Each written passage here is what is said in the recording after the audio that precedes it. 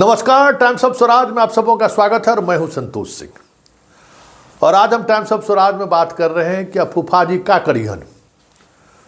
रूठे हुए तो थे, मनाने तो कोई आया नहीं। जो इनके अगुआ थे वो भी उस तरीके से अपनी बात को नहीं रख सके दिल्ली दरबार में। पारस किन्हीं से मिला तो सिर्फ फूफे जी से मिले, लेकिन पारस को भी बचा नहीं पाए, जो कहा जा रहा है, जिस तरीके की खबरें दिल्ली से आ रही हैं। और अब कल मंत्रिमंडल का भी विस्तार है, तो फूफा जी करिहन क्या? अब 16 गो सीट की बात आ रही है कि 16 गो सीट इनको मिला है। वो भी 16 गो सीट में जो है सो कई तरह का पेच अभी फंसा हुआ। क्या कहते हैं, हम किशनगंज नहीं लड़ेंगे। भाई 17 सीट में किशनगंज था, 16 को जो मेरा सांसद है उस पर बतियाइए, हम किशनगंज नहीं लड़ेंगे। फूफा जी को मनाने के लिए आज अशोक चौधरी सब लोग पहुंचे हुए थे। फूफा जी मान जाइए, कुछ तो बात है, अब करिएगा क्या? दुल्हा राजा 400 पार का ठिका ले लिया है कि हम 400 पार कराएंगे ही कराएंगे। और उस 400 पार में हमको चिराग चाहिए, नीतीश भी चाहिए, कुशवाहा भी चाहिए, मांझी भी चाहिए, मुकेश सहनियों चाहिए। कह रहा है कि 17 गो में वो सीट मुकेश सहनी को दे रहे हैं। मतलब सबको, मतलब इस बार 2020 जैसा नहीं होने देंगे, क्योंकि दुल्हा का सेहरा का सवाल है। वो भी देख रहे हैं कि 2020 वाला अगर डंडी मारे या फिर कहीं कुछ अलग तरह की राजनीति हुई तो चिराग जो भी नुकसान पहुंचाएगा गठबंधन का नुकसान पहुंचाएगा ना, तो उसको नुकसान नहीं होने देना है। बात नीतीश की है कि पारस जो टूटा था पार्टी, तो तोड़ने में तो नीतीश का क्या कहना, मतलब फूफा जी का हाथ था। तो फूफा जी को मनाया जाएगा। फूफा जी को मनाने की कोशिश हो रही है, जिसमें पारस को राज्यपाल बनाने की बात हो रही है, प्रिंस को कल मंत्री बनाने की भी बात हो रही है। देखिए आगे आगे होता है क्या, लेकिन इतना तय है कि गठबंधन के सब कुछ तय होने के बाद चिराग जब मीडिया से बात जब उन्होंने किया, तो नीतीश को लेकर जो उनकी प्रतिक्रिया है वो प्रतिक्रिया सुनने वाली है। क्योंकि नीतीश को लेकर बड़ा बढ़िया उसने कहा कि हाँ, इनके आने से जो है वोट का मेरा मार्जिन बढ़ जाएगा। मतलब सीट का हमको कोई फायदा नहीं होना है, वोट का मार्जिन हमारा बढ़ जाएगा।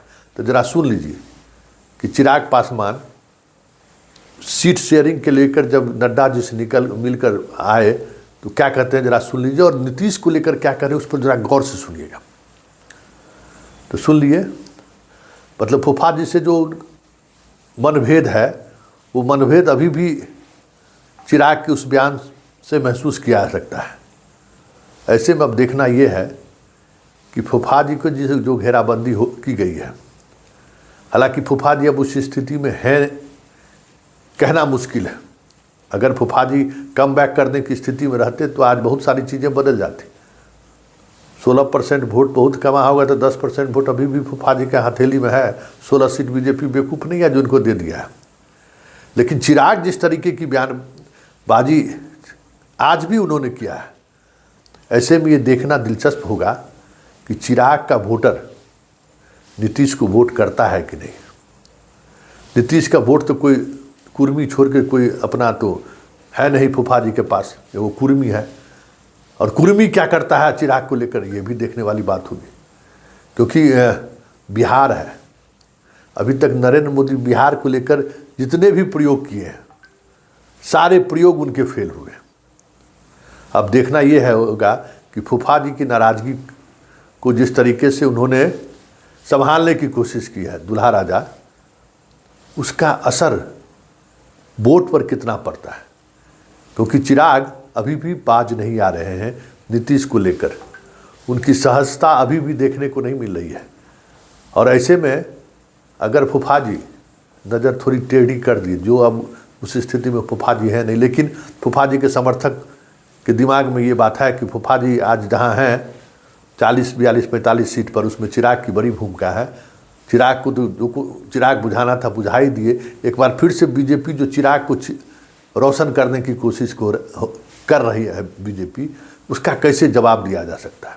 देखिए अभी बहुत बिहार है, बहुत कुछ सियासत आपको देखने को मिलेगा। लेकिन फिलहाल एनडीए में सीट बंटवारे को लेकर जो उठापटक चल रहा था, सीट की संख्या को लेकर सुलझता हुआ चीज़ें दिख रही हैं। कौन से सीट पर कौन लड़ेगा वो भी एक बड़ी बात है, क्योंकि इतना आसान नहीं है बिहार को साधना। देश को साध लेते हैं लेकिन बिहार साधना इतना आसान नहीं है। तो अभी बहुत कुछ बाकी है, आगे आगे देखिए होता है क्या।